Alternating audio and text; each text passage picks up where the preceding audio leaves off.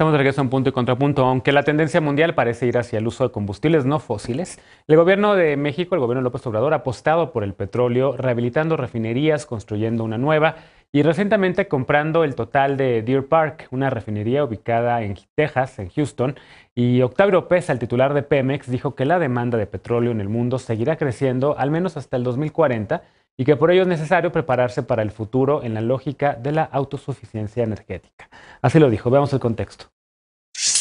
Hace una semana, el presidente López Obrador anunció el inicio del proceso de compra de la refinería Deer Park por $596 millones, una inversión que se podrá recuperar, según el mandatario federal, en 2 o 3 años. Añadió que la compra, sumada a las 6 refinerías que ya hay en el país y la que se construye en Dos Bocas, permitirá que México deje de importar combustibles en el 2023. Ubicada en Houston, Texas, Deer Park procesa 340,000 barriles diarios de petróleo, una capacidad similar a la que se espera tener en Dos Bocas. Desde 1993, Petróleos Mexicanos poseía el 49.95% de las acciones de la refinería y el 50.05% restante pertenecía a la energética Shell. Según información de Pemex, Deer Park tuvo cada año utilidades salvo el pasado debido a la pandemia. Las proyecciones presentadas por la paraestatal apuntan que el mundo seguirá consumiendo hidrocarburos hasta alcanzar los 90 millones de barriles de petróleo crudo diarios en el 2040 y que será hasta el 2050 cuando bajen a 86 millones. Actualmente se consumen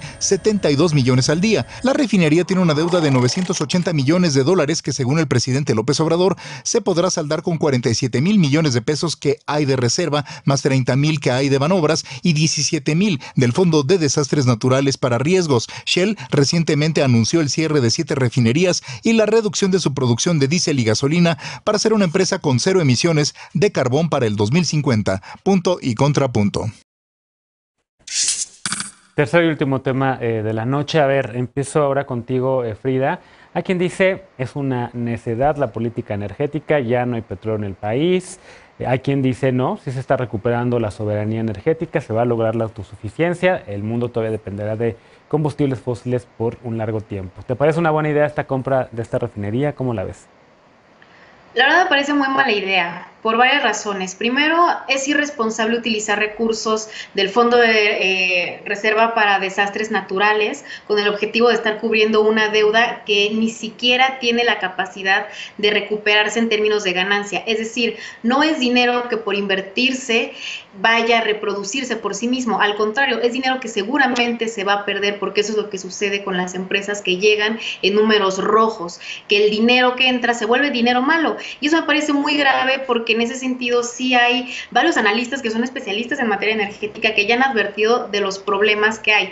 El problema ambiental es totalmente una declaración de que las generaciones que vamos a seguir viviendo, de que las generaciones más jóvenes pues no importamos o no estamos contempladas en una agenda de lo que va a suceder, porque por supuesto que en términos de contaminación y apuesta energética, el hecho de apostarle a energías limpias tendría que ser la prioridad de este gobierno y tendría que ser la prioridad presupuestal, no la prioridad presupuestal meterla en deuda.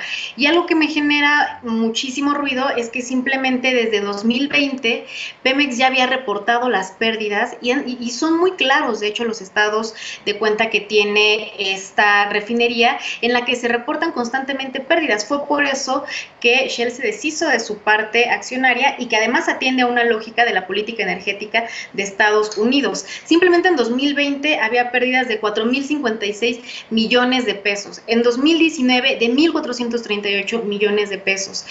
Hay un déficit que es bastante amplio y que si lo traducimos a cómo se utilizaría ese presupuesto, si se pudiera destinar a programas sociales, una prioridad del presidente, a recuperación de empleos, otra prioridad del presidente, creo que tendrían mucho más sentido, mucho mayor alcance y verdaderamente sí transformaría la vida de las personas que menos tienen, que son los que han resultado más afectados durante esta pandemia. Un dato que me parece dolorosísimo es que sea tan absurdo cómo es que se apuesta dinero a una empresa mientras que se ha crecido el 14% en nuestro país en pobreza. Bien. Y mientras se ha reproducido la cifra de pobreza alimentaria. Es decir, mientras en nuestro país hay mexicanas y mexicanos que no tienen que comer, el dinero de nuestros recursos presupuestales pues está yendo a empresas en números rojos que no tienen ninguna tendencia como para que eso se revierta en algún momento. Es un absurdo, la verdad. Víctor, ¿te parece un absurdo también a ti o te parece una buena apuesta? No, totalmente de acuerdo. Se trata de la prueba fehaciente de que lo congruente no necesariamente es lo inteligente, lo más inteligente. Probablemente la decisión fue congruente con la narrativa oficial, con el cuento oficial de la supuesta soberanía energética, pero a todas luces es una decisión poco inteligente, nada inteligente. Uy, se nos apagó. Porque ya se dijo que no tenemos, ya dijimos pues que hay una deuda de la refinería y además el costo es de los 600 millones de dólares. Bueno, la refinería cuesta en total con deuda y lo que se va a pagar 1.500 más el otro 50%, 3.000 millones de dólares. Y Dos Bocas va a costar 12,000. Entonces, ¿dónde está el negocio también de Dos Bocas? Que una refinería nueva va a costar 4 veces más con una producción prácticamente igual. Entonces, ahí también estamos viendo una pésima decisión. Bueno, ya aclararon que no va a ser del Fondo de Desastres, pero sí va a ser del Fondo de Infraestructura. Uno de los sectores más afectados por la pandemia fue el sector de la construcción, y todo el mundo sabe que en México el sector de la construcción, el importante, pues obviamente es de obra pública. Entonces, ¿por qué no destinar a lo que está destinado ese dinero en el Fondo de Infraestructura justamente a la construcción de infraestructura? Acabamos de vivir una de las tragedias más importantes de la historia, que es la caída de la línea 12, justamente por no invertirle en infraestructura, y ahora están destinando dinero del Fondo de Infraestructura a un capricho que no va a ser negocio, que va a representar pérdidas, que tiene endeudamiento, que estamos comprando pasivos. Entonces, definitivamente, por donde se le vea, es una decisión poco acertada. Además, de por sí ya están comprometidas las metas de disminución de emisiones de gas de efecto invernadero. Pues evidentemente con esto no estamos dando para nada un buen ejemplo.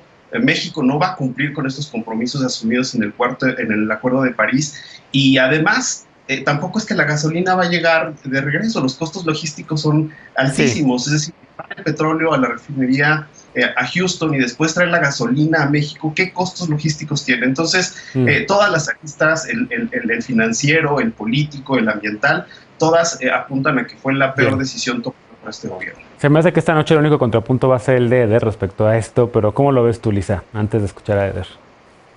Ay, ¿por qué me predeterminan así? No, en realidad, a ver, es que es una buena decisión comparado con qué. Comparado con Dos Bocas es una muy buena decisión. Salió en una 10ª parte de lo que va a salir Dos Bocas, y al final del día, pues lo que sí es cierto es que le va a dar salida justamente a ese petróleo mexicano pesado que no se vende en ningún lugar, y de alguna manera esa misma compra, decían los analistas, sí pueden lograr lo que manifestó el secretario de Hacienda, ¿no? Mantener de alguna manera el precio del propio petróleo maya mexicano, porque hay una refinería que lo puede comprar y que lo puede refinar y convertir en combustible acá. Ahora, el problema es que eso no es una solución sostenible en el largo plazo, es decir, la inversión es demasiado grande para el periodo en el que realmente puede dar unos rendimientos suficientes, y en lo que sí tenían razón.